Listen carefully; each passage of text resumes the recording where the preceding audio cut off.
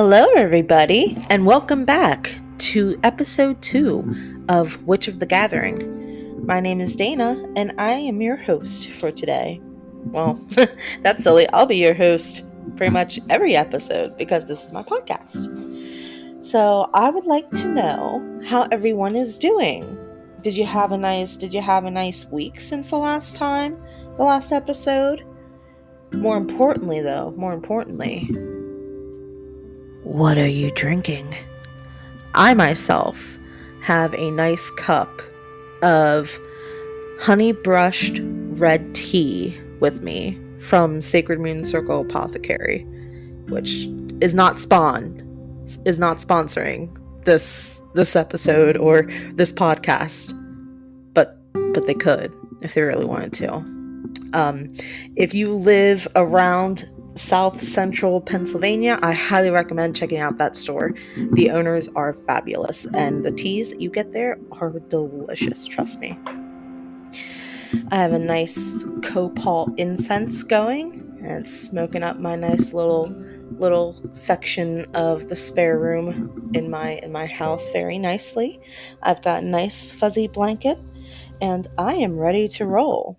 And the topic that we're going to talk about today, which you probably know already from reading the episode title, is the pentagram, or pentacle if it has the circle with it. And this entire episode, I'll probably be interchanging those terms constantly, but I'll try to stick with one throughout. More than likely, just pentagram, since it's easier, but yeah, actually the first thing I wrote down is that if it doesn't have the circle, it's called a pentagram, but if it has the circle, it's called a pentacle. So, fun, there's your first fact for this episode. The pentagram has also been known as Star of the Microcosm, Eastern Star, Morning Star, Evening Star, Endless Knot, Druid's Foot, Witch's Foot, or Goblin's Cross. And for that last one, Goblin's Cross, it's not talking about like an actual goblin like you would think. It was apparently in honor of Gob, who in medieval folklore was the king of the earth elementals. Now, let's get into some history about this. It's speculated that the pentagram was the result of astrological or astronomical research from the Euphrates-Tigris region, which is modern-day Iraq and Iran today, from about 6,000 years ago. Yeah, 6,000 years ago. So this is one of the oldest symbols known to mankind. 6,000 years. To us, that's really long. To Earth, that's practically nothing. The pentagram has nothing to do with the devil, Christianity, Satanism, or the medieval Inquisitions. Now, that's not to say that if you practice Christianity or Satanism that you can't use it. What this is saying, and what I found in my research, is that it did not originate from Christianity or the devil or stuff like that. This is a symbol that is far older. As a matter of fact, pentagrams have been found on pottery shards from around 4000 BCE in Palestine. So yeah, this is really a very old symbol. It's been found in tombs and seals in Egypt and Mesopotamia, and it's also been found on Greek coins, old Greek coins. There is evidence that suggests that Sumerians used the design around 2700 BCE, and there have been pentagrams found in Italy dating back to 700 BCE. The pentagram was used in Pythagorean mysticism, which is the belief that the universe and all things are made of numbers and can be counted. And it was used in Pythagorean mysticism to symbolize man, with the top point being the head and the rest of the star being the arms and legs spread out. The circle was later added to symbolize the unity of humanity and spirit. During 300 to 150 BCE, the pentagram was used as the official seal of the city of Jerusalem. And in medieval Jewish mysticism, it was often referred to as Solomon's seal or Solomon's shield.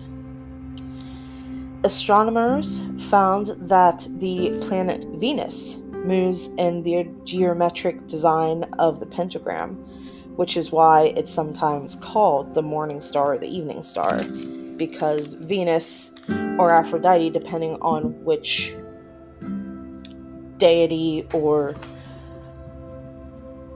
I don't know, my mind escapes me, but I guess which deity you go with is either or both.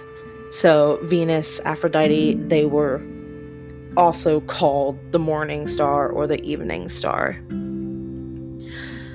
In medieval Europe, the pentagram was used to represent the 5 knightly virtues of friendship, curiosity, courtesy, chastity, and piety. And in alchemy, the pentagram was used to represent the 5 elements of air, fire, water, earth, and spirit. And some deities that are associated with this symbol include, but are not limited to, Aphrodite, Venus, of course, because of the link of Venus moving in that pattern when it rotates around the sun. I almost said Earth. No. Inanna, Ishtar, and Astarte. Those are just the ones that I thought were interesting and that I wanted to include. Obviously, you can do your own research and look even more deeply into that if that's something that you are interested about or choose to do. But I do plan on covering deities in the future, so stay tuned for that. And in modern day, the pentagram is used as a protective talisman, a symbol of personal power, to represent the Wiccan religion, as a magical tool to evoke, or banish negativity, to represent the divine feminine and masculine, as a symbol of personal power, and as a representation of the triple goddess. Now, in case you're not aware or just don't know, Wicca and witchcraft are not the same thing. Wicca is a religion. Witchcraft is just a practice.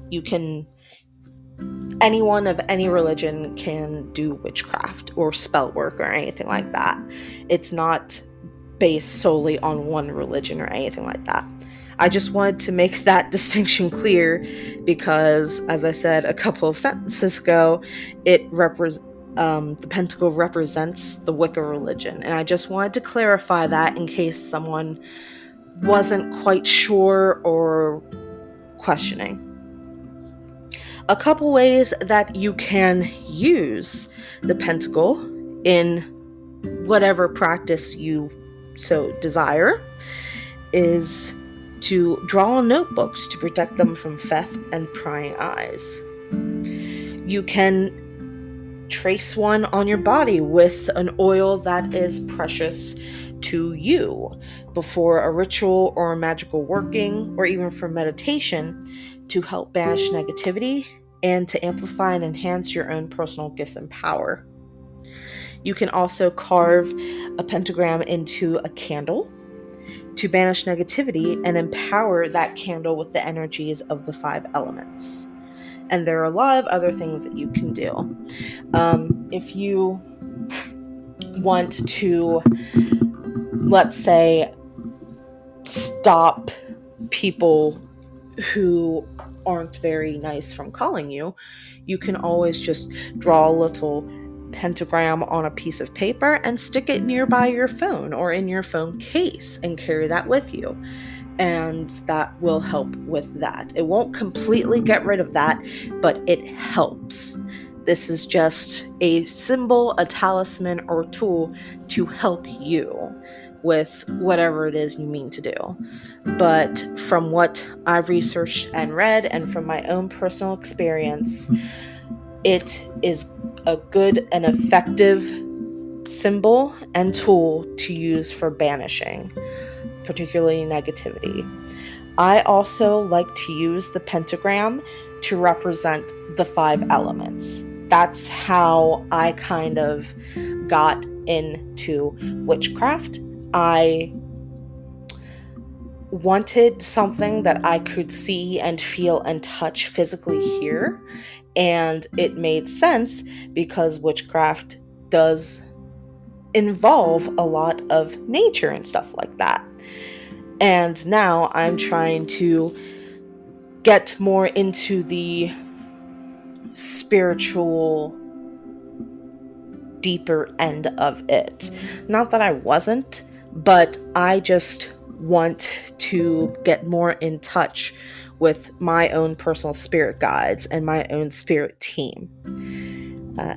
Anyway, getting back to the pentagram and pentacle, you can have a symbol of it. I have one that was carved out of soapstone on my altar. That one I particularly use to represent goddess or the divine feminine. I also have a few necklaces that are pentagrams, pentacles, and I use each one depending on what I feel is most appropriate that I need for that given day. So if I put one on, I'll be like, I'm going to wear this with the intention of it helping me to amplify my own personal strengths. Or I'm going to wear this today to help protect me from negativity or from this, that, or the other thing. It can also be used in little spell sachets or spell bags or spell jars or burned with spells to help with the banishing of illnesses. Obviously, make sure that you're doing any burning of anything safely, and anything that you are burning, that it is safe for people and your pets to be around. You don't want to do something that could be harmful to other people, yourself, or your pets. So, but yeah, there are a ton of ways that you can use a pentagram or even just have it.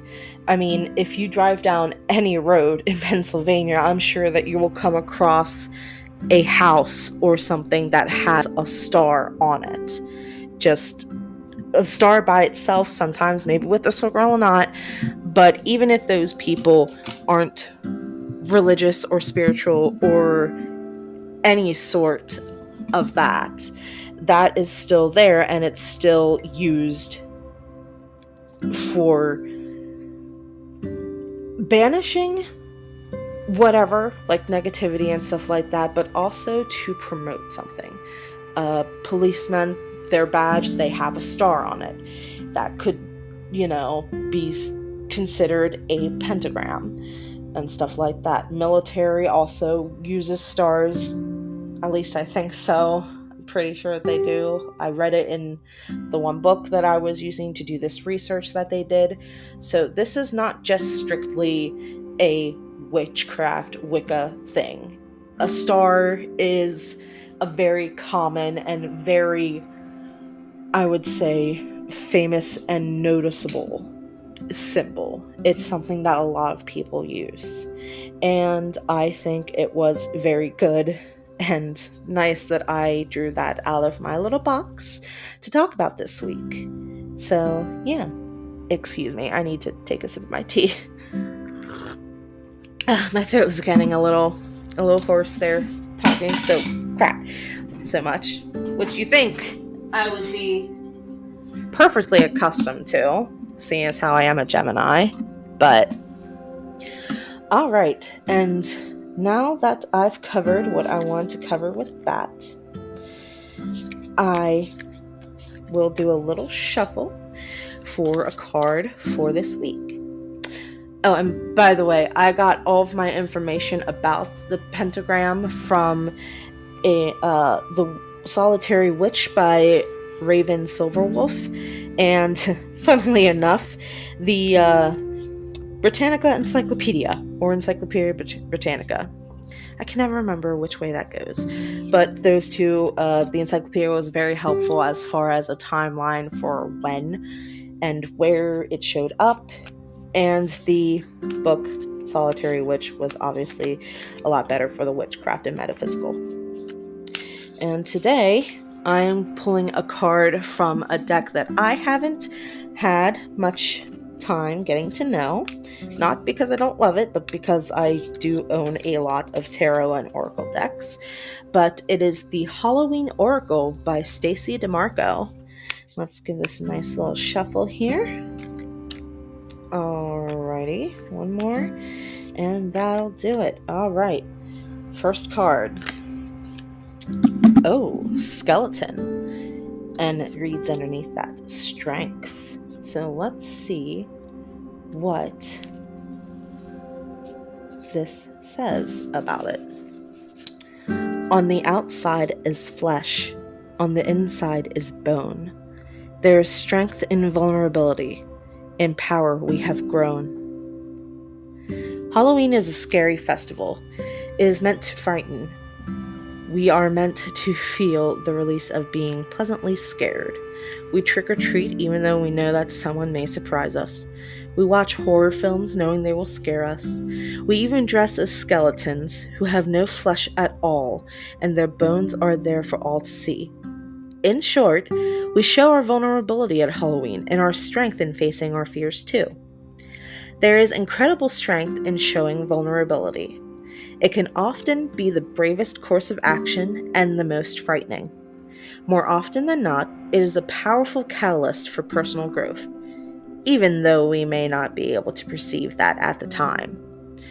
By showing our true selves and displaying some balanced vulnerability, we can seek and receive greater understanding from others. By admitting that we are wrong, or that we don't have the solution when we are expected to, we leave more room to turn things around faster. By asking for help and support rather than acting as martyrs and feeling resentful shows strength and wisdom, not weakness. Should the skeleton card bring itself to your attention, dare to show your strength and vulnerability if that is what you really feel. Shame, pride, grudges, or embarrassment are hefty burdens that need not be carried through the darkest of nights. Ooh, I like that. I don't know if anyone else got a chill reading that, but I know I sure did. All right. So, now that we've done our card draw and we've finished up our topic, let's reach into the spring box and see what I'll be covering next week. Alrighty, I got one. And, oh, well, I think you guys will enjoy that one. Well, that's all I have for you today. I thank you for being patient with me and staying with me during this episode, and for giving this podcast a shot. I know that it's still in the early stages, and that I have a lot of, learning as far as editing and stuff to do, but I am truly grateful and honored that you chose to take the time out to listen to me ramble on and kind of make a little bit of a fool of myself sometimes. I want to have fun, and of course, I want to make friends. And that's what this podcast is about, to re-educate myself and learn new things, and hopefully to help someone who also wants to learn new things, or is just curious, or maybe misunderstands something. If you could be so kind and share this podcast with your friends, or leave a review or a suggestion on what you would like me to cover in the future, or even just, I don't know, give it a rating. I'll even take a 1-star. I'm not that picky. But anyway, I want to thank you again for listening to me today, and I hope that you have a marvelously magical Monday. Bye-bye now.